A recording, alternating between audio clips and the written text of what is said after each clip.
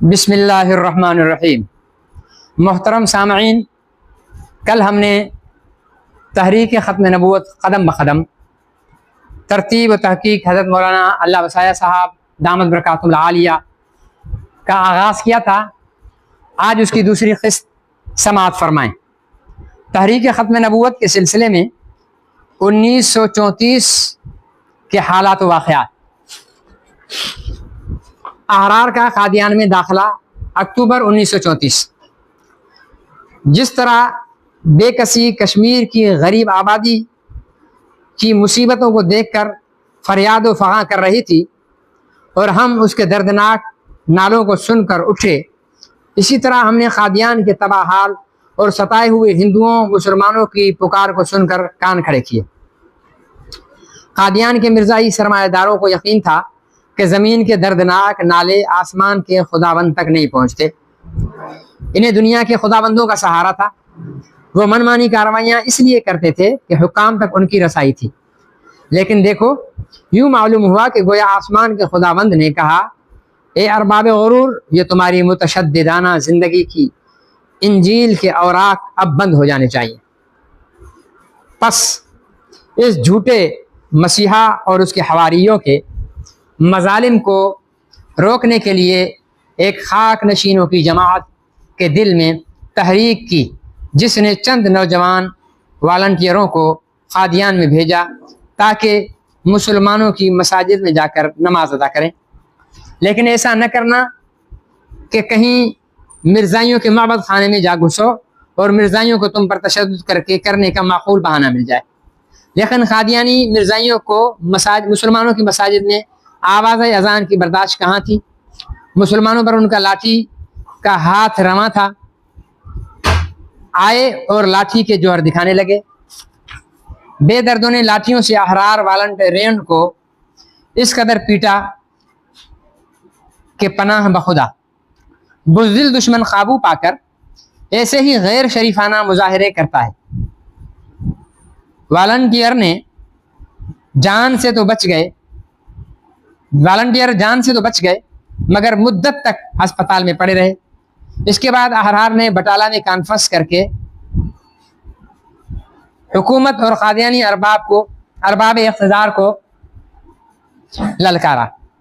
مرزائیوں اور سرکار نے سمجھا کہ احرار کی خاک میں شعلے کہاں، پرواہ تک نہ کی۔ کسی مرزائی کی گرفتاری عمل میں نہ آئی، لیکن اتنا ہوا کہ رپورٹروں نے حکام اور مرزائی صاحبان سے کہہ دیا کہ احرار کی کشمیر کی الغار کو سامنے رکھو، ایسا نہ ہو کہ گرد میں سوار نکل آئیں۔ احرار جس کے پیچھے پڑ جاتے ہیں پھر پیچھا نہیں چھوڑتے، ہم مار کر کے دم لیتے ہیں۔ مار کھا کر چپ کے بیٹھ جانا شریفوں کا شیوا نہیں۔ اس لیے جولائی 1935 میں امرتسر میں ورکنگ کمیٹی ہوئی۔ فیصلہ ہوا کہ جو ہو سو ہو، احرار کا قادیان میں مستقل دفتر کھولنا چاہیے۔ معلوم کیا ہم میں کون ہے جو علم میں پورا اور عمل میں پختہ ہے، جو موت کی مطلق پرواہ نہ کرے، اللہ کا نام لے کر کفر کے غلبے کو مٹانے کے عزم سے اس جگہ اقامت اختیار کرے اور مرزائیوں کی ریشہ دوانیوں کی نگرانی کرے۔ خدا نے مولانا عنایت اللہ چشتی کو توفیق دی۔ وہ شادی شدہ نہ تھے، اس لیے جماعت کو یہ غم نہ تھا کہ ان کی شہادت کے بعد کنبے کا بوجھ اٹھانا ہے اور بچوں کی پرورش کا سامان کرنا ہے۔ مولانا عنایت اللہ چشتی غیر خطرات کے ہجوم میں مولانا کو دفاع ختم نبوت کا کام سپرد کیا گیا اور دارالکفر میں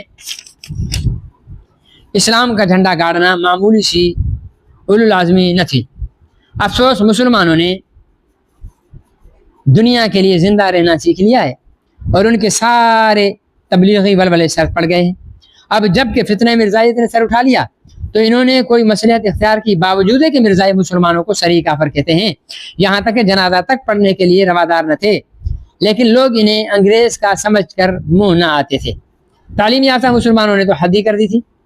وہ اس خانہ برانداز قوم کو تعاون حاصل کرنے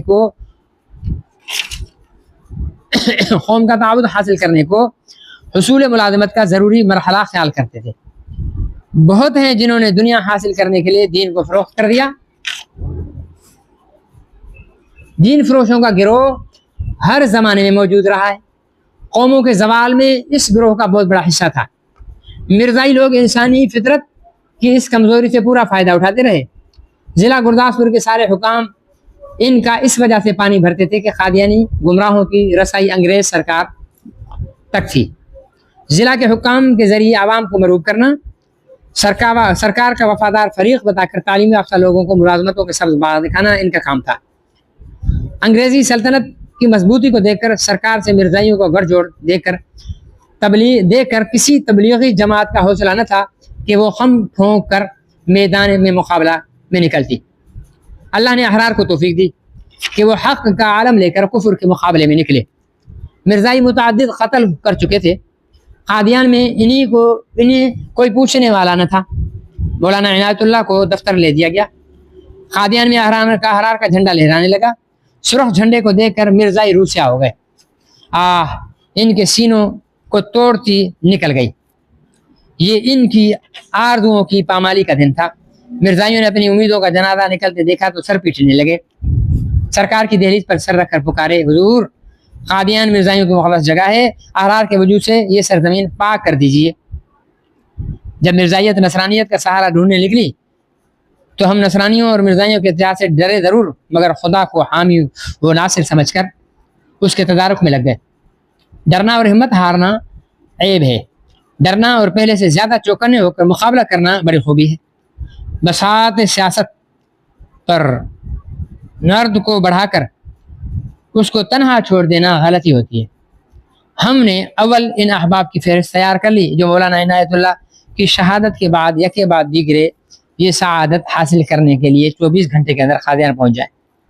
کیونکہ مرزائیوں نے قادیان کو قانونی دسترس سے پرے ایک الگ دنیا بنا رکھا تھا جہاں مسلمانوں، ہندوؤں، سکھوں پر بلا خطا مظالم توڑے جاتے تھے، قتل ہوتے تھے مگر مقدمات عدالت تک نہ جاتے تھے.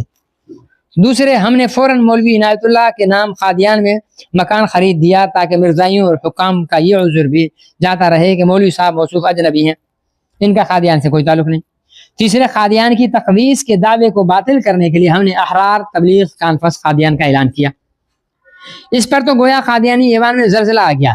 اس اعلان کے ساتھ ہی مرزائی سر پر پاؤں رکھ کر بھاگے اور سر حکام کے پاؤں پر رکھ دیا کہ تمہاری خیر ہو، ہماری خبر لو. کھانا خراب ہوا جاتا ہے. ہم سے کہا گیا کہ کانفرنس سے باز رہو. قادیان میں مرزائیوں کا اکثریت یا اقلیت کا حق نہیں کہ ان کے جذبات کو ٹھیس پہنچا. ہم نے حکام کو جواب دیا کہ سوائے قادیان کے مرزائیوں کی اکثریت کہاں ہیں؟ سوائے قادیان کے سب جگہ ان کی تبلیغ بند کر دی جائے.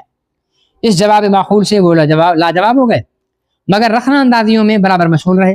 گویا اٹھایا ہوا قدم واپس نہیں ہو سکتا تھا. حکومت نے سراسر ناانصافی سے بچنے کے لیے کہا کہ کانفرنس کرو لیکن مسلح ہو کر قادیان میں داخل نہ ہونا. اس میں ہمیں عذر ہی کیا تھا.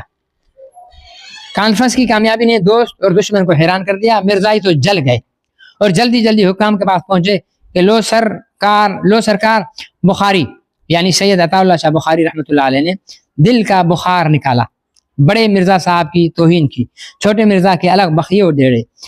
اگر اب مدد نہ کی تو کب کام آؤ گے؟ سرکار نے آؤ دکھانا تھا. وہ بخاری صاحب کو گرفتار کر کے عدالت میں لا کھڑا کیا.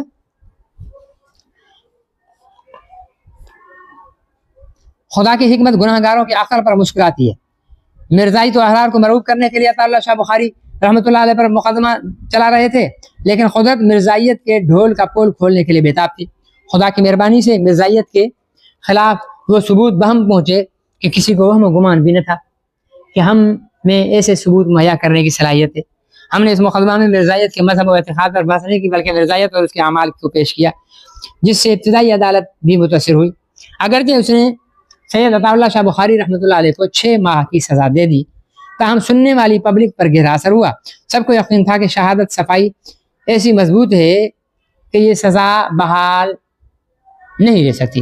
لیکن مرزائی ہیں کہ شاہ صاحب کی سزا یابی پر پھولے نہ سماتے تھے.